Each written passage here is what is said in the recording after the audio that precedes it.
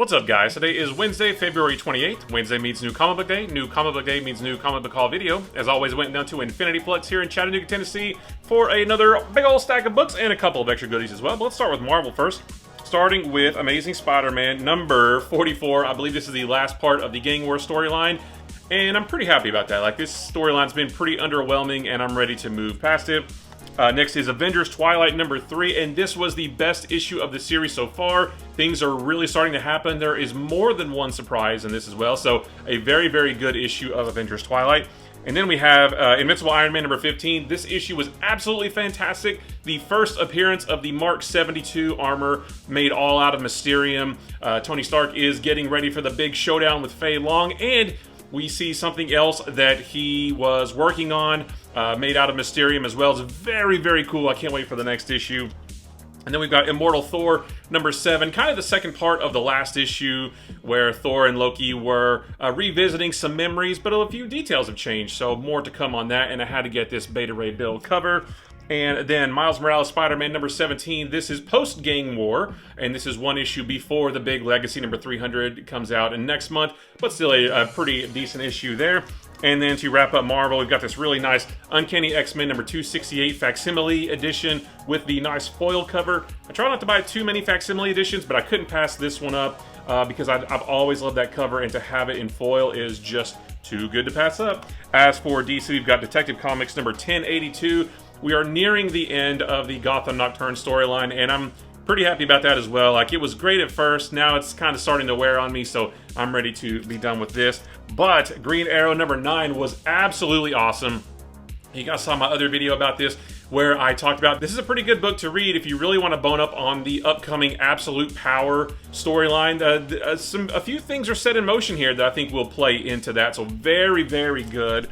And then we've got Jay Garrick the Flash number 5. I think there's one more issue in this miniseries. I think I'm 1 or 2 issues behind on this, but I've loved it so far. Can't wait to catch up on it. As for Image, we've got Duke number 3. Very good. Everything from the Energon universe so far has been amazing, and this issue is no exception. And things are starting to really come to a head, and I can't wait to see how they finish out. There's 2 more issues in this miniseries, so can't wait to see how that all ends. And then Radiant Black number, Radiant Black number 28 and also 28.5. These are labeled as part 6 and 7 of the Catalyst War storyline. I am so far behind on this. I think I'm maybe 5 or 6 issues behind, but I have loved what I've read so far. And then one other book, this is Conan the Barbarian number 8. I've been loving this series so far, and I'm glad to have the next issue. And then to go along with that, the Savage Sword of Conan number 1. This is a big oversized format like the old school Savage Sword books used to be, kind of on the newsprint paper, all black and white, a little bit more mature, a little bit more adult, so maybe don't let kids read this one, but can't wait to read through this as well.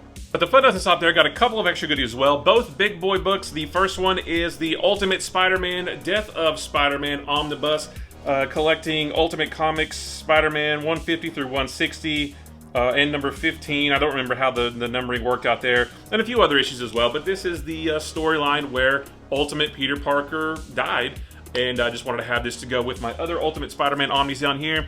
And then the other one I am very excited for. I've been looking forward to this one for a long time.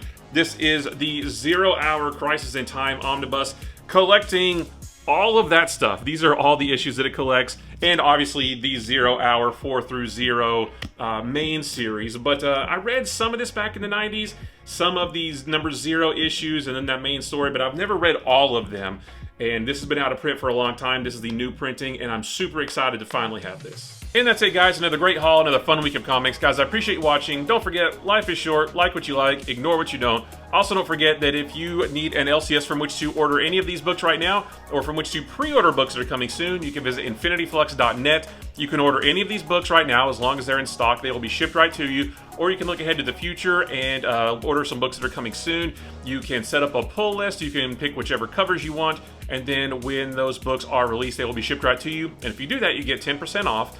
And if you use the promo code BUMPKINS, you get an additional 10% off. That is a one-time use code, but it does not expire. So if you don't want to use it this week, you can use it the next week or the week after. And yeah, use the promo code BUMPKINS for an additional 10% off. Again, guys, I appreciate you watching. Be sure to like, follow, stitch, subscribe, ring bells and smash buttons and duet and remix and whatever you got to do on whatever platform you're watching this on for more videos about these books throughout the week.